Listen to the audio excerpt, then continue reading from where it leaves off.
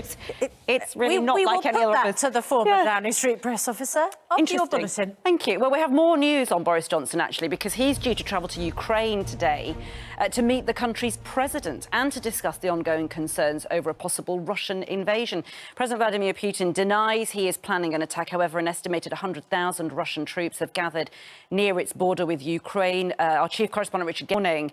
Richard, and of course, matters here at home, which Anna and Ed have been discussing this morning, have materially affected this trip to Ukraine. And there was a call with Putin that has now been missed between Boris Johnson and the Russian president. It's an extraordinary impact for a domestic issue on a very serious international problem.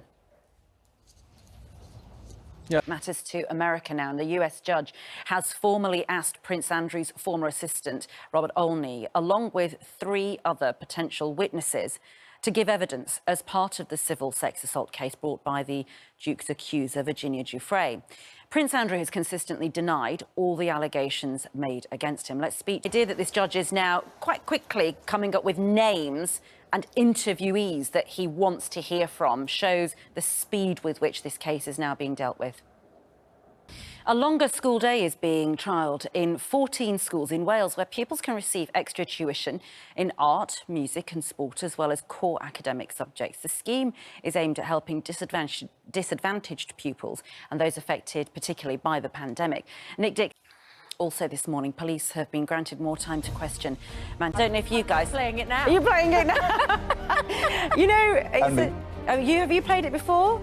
I'm on a clean streak. I think 22 days, got it each time. But really? He created it for his girlfriend to, you know, to keep her occupied. So they played the game. So it's not like you can then go and do another day? Yeah, so he's a software engineer who, by the way, did media studies at uni. For all those people think, what do you do that for?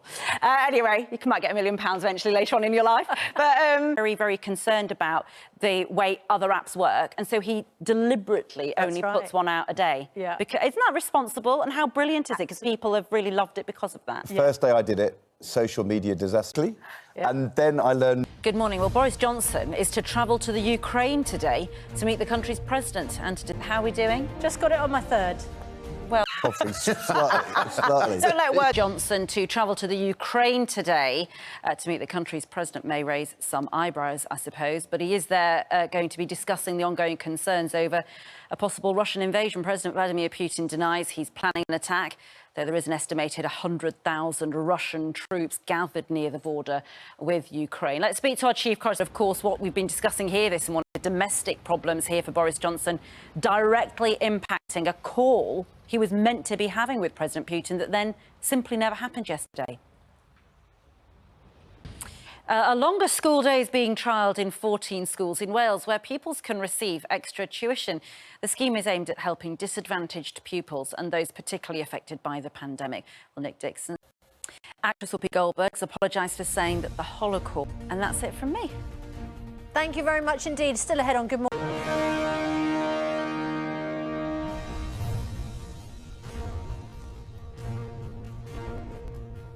Welcome back. We're still...